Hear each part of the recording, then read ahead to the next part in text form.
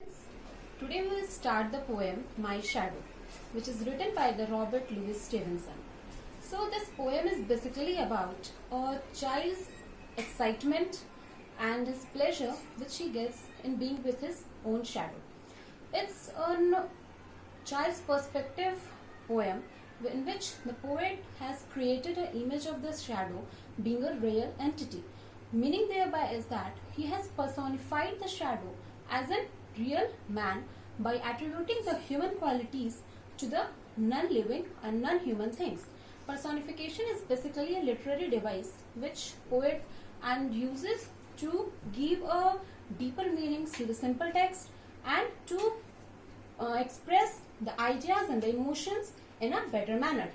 So, moving to the content, my shadow. I have a little shadow that goes in and out with me, and what can be the use of him is more than I can see. Which means that the poet is saying that the shadow is following the child, or the shadow is following the poet everywhere, wherever he is going. Wherever he is going inside or wherever he is going outside, the shadow is always following him.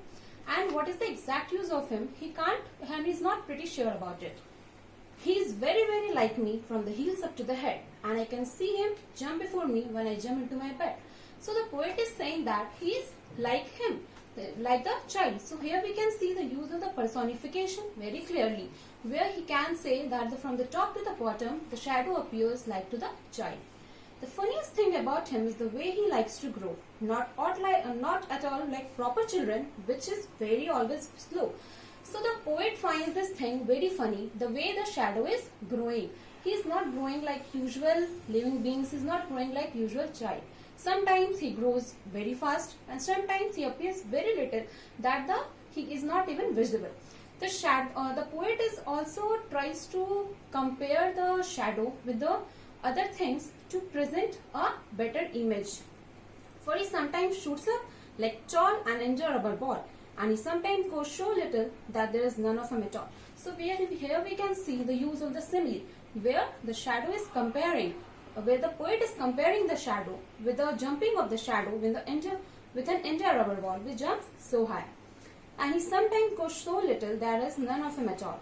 He hasn't got a notion of how children ought to play, and he can only make a fool of him in every sort of way. Which means that the poet is saying that the shadow has no idea of how children plays, because the shadow is not really an entity,